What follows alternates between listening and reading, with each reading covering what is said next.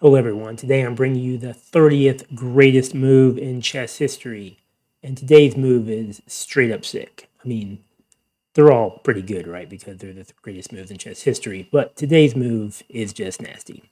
So this game is Larsen versus Spassky, 1970. So Spassky is going to be doing the amazing move. He was one of the better chess players. Maybe, well, I don't know that anyone considers him the best, but he was, one of the top players. So the pieces have already stopped moving. This was a pretty short one. So in this position, what is Black's quite ridiculous move? As usual, write it in the comments if you want to take your best guess or you already are confident you know what it is. And pause the video if you need more time to figure out what's going on. So we'll do a quick look at what's happening. This bishop is x-raying through this pawn, the rook. This rook has this nice open file. This pawn is just 2 squares away from promoting. This bishop is not looking too happy right now, but it does have eyes on some pieces over here. And then the queen is a little bit far from the action, but she can get in it relatively quickly. Okay, we're going to jump over to the move. Move number 30. Here we go. You ready? I hope you figured it out. It is the difficult to see in a real game, Rook to H1. And still, as usual, I just can't imagine making that move in a game and, analyzing what all the consequences might be. So, as our tradition is, we will look to see what happened in the game, and then we'll look at a couple other lines. So, in the game, what does White do here? Well, White almost has to take, right? So he takes the rook. He says, okay, show me what you got. Pawn push. Yep, okay, fine. And then rook to f1, which is pretty amazing, but there's not a lot better, right? So the queen comes flying in. She was hanging out, getting ready to get into the battle. King over, I'll take, and White says, you know what? I'm all done here. All done. This king is just not happy. On the back row, his friends are not participating in the activity.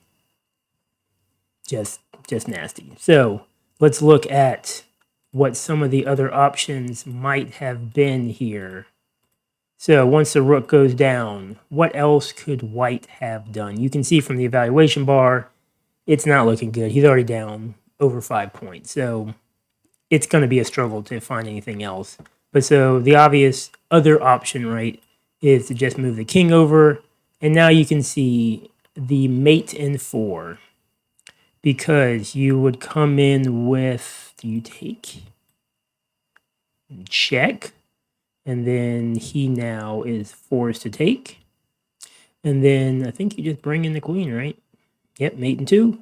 And this queen is just too far out of the game. He just simply can't get involved. So it doesn't matter. Let's say let's say you put the queen back there just to... And the queen slides over, and good night.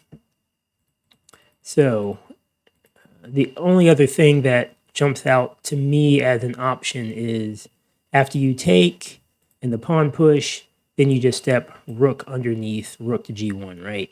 So that's the only other thing that even seems to make sense. The problem is obvious. This queen is going to come flying in for check, and then what?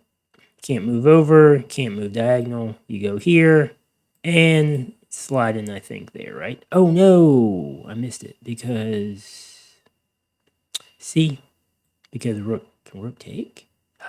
Wow, rook can take, and that's okay. Wow, I guess you already sacrificed a rook. Okay, see, this is why it's called Analyze with Me. It's because I am learning something. So, in this position... Okay, so it's check. That is, okay, so the check is the right move. King has to go over. And then instead of going queen to f2, we go queen to h1. Yep, that's it. Okay, because now the rook can't take the pawn. If he doesn't take your queen, then the queen will take the rook, and there is no way to protect that rook. So in this position, the rook would take, queen, and then it's just mate in one, because once you block, it's all over.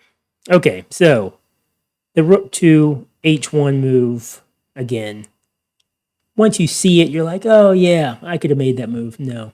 Nope, you don't make that move in real life. I don't make that move in real life. Maybe you do. Maybe you're that good. But most people do not make that move in real life. Okay, so thanks for watching.